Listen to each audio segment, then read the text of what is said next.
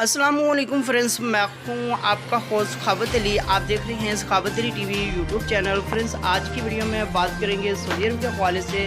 काफ़ी दोस्तों के यही बार बार मैसेज आते हैं व्हाट्सएप पर और कमेंट्स आते हैं कि भाई इंटरनेशनल फ़्लाइट बहाल कब होगी। आज की इस वीडियो में आप दोस्तों के साथ यही शेयर करेंगे कि इंटरनेशनल फ़्लाइट कब बहाल होगी। अगर आपका इकामा या री एंट्री वीज़ा ख़त्म हो रहा है तो आपके साथ क्या होगा।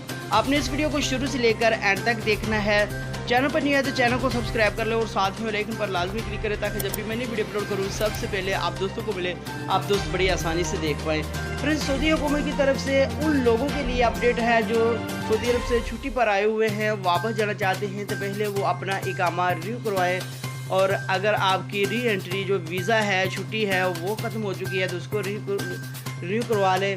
अगर आपका इकामा ख़त्म है, री एंट्री वीज़ा ख़त्म है तो आप सऊदी अरब के अंदर नहीं जा पाएंगे। अभी तक सऊदी हुकूमत की तरफ से इंटरनेशनल फ़्लाइट के हवाले से कोई ख़बर नहीं है।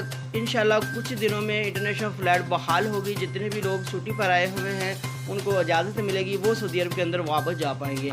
अगर आप नए वीज़े पर जाना चाहते हैं तो आपके लिए कोई भी ऐसी खबर नहीं है, सिर्फ उन लोगों के लिए है जो सऊदी अरब से छुट्टी पर आए हुए हैं अपने मुल्कों में। अभी तक उन्होंने अपना इकामा या री एंट्री वीज़ा स्टैंड नहीं करवाया तो वो अपना करवा लें और उसके बाद इंटरनेशनल फ़्लाइट बहाल होने के उनके लिए चांस है। जैसे इंटरनेशनल फ़्लाइट बहाल होगी वो सऊदी अरब के अंदर वापस जा पाएंगे।